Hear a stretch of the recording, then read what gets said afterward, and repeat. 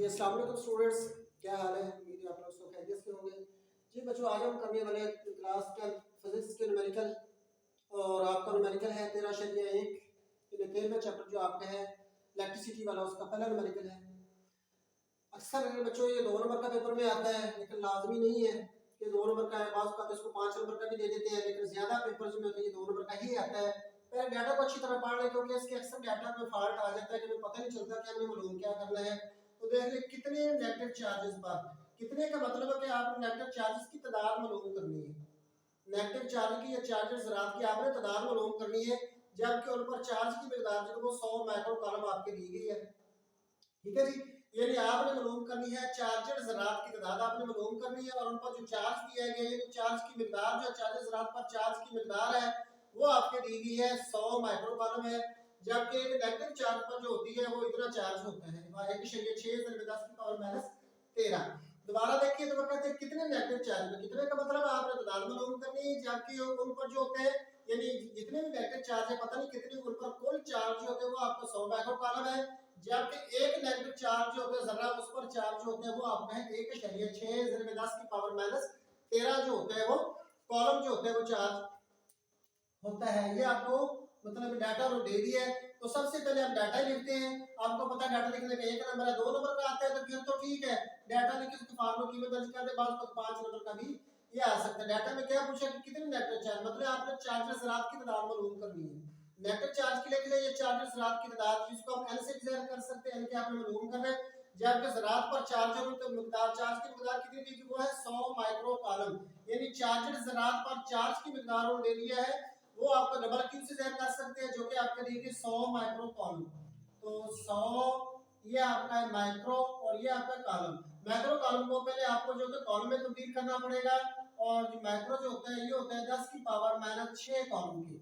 Micro को जब column में तब्दील करना है तो हमेशा 10 की पावर माइनस 6 से आपने मल्टीप्लाई करना है। और नेगेटिव चार्ज पर जो होती है नेगेटिव जर्रे पर कितना चार्ज दिया गया है वो आपके दिए गए 1.6 ज़रबे 10 की पावर माइनस के 13 1.6 into 10 raise to power minus 13 column जो होता है ये इसका नेगेटिव जो होता है, जिसको आप छोटे क्यू से ज़ाहिर कर सकते हैं।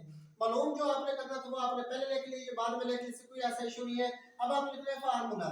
जब ज़रात की तादाद यानी चार्जेड ज़रात की तादाद मालूम करनी हो तो वो बराबर होता है चार्जेड ज़रे पर चार्जेड ज़रात पर कुल, यानी कुल चार्ज जो आपके दिया गया है उसको जो होता है जितने एक जो होता है ज़रे पर चार्ज है उस पर तकसीम कर देना। इसको आप शॉर्टली ये भी लिख सकते हैं कि ज़रात की तादाद को आपने n से लिखा है, तो जो टोटल चार्ज को आपने q से ज़ाहिर किया है, जब एक नेगेटिव ज़रे पर जो चार्ज उसको आपने छोटे q से ज़ाहिर किया, तो आप इसको शॉर्टली ये भी कह सकते हैं n बराबर हो तो बड़ा q बटा छोटा q भी आप ज़ाहिर कर सकते हैं। आप सिर्फ आप फार्मूले कीमत दर्ज कर देख ले, बड़े q की कीमत उन्होंने कितनी लिखी थी आपने, वो आपने लिखी 100 है, ज़रबे 10 की पावर जो होती है वो आपके पास थी माइनस का 6 और इसके साथ कॉलम है, बटा आपका है जी 1.6 ज़रब आपकी है जी 10 की पावर माइनस के जो होती है वो 13 दी गई है जी, 10 की पावर माइनस के 13।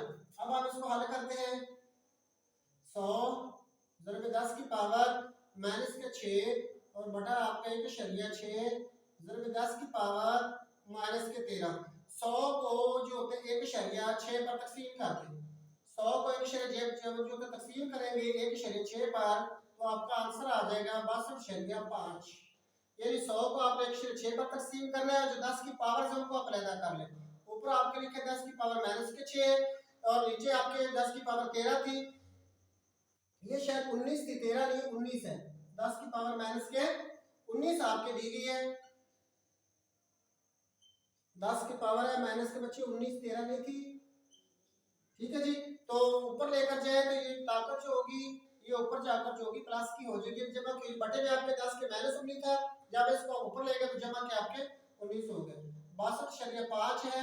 ये आपको पता है 10 10 से ज़रब खा रहे हैं, जब एक से 7 आपस में ज़रब खा रहे हो तो ताकतें जो होती है वो जमा हो जाती है, तो आपका आ जाएगा जी 62.5 ज़रब 10 की पावर, जब आप जो 19 में से निकालेंगे 6 तो आपके आ जाएंगे 13।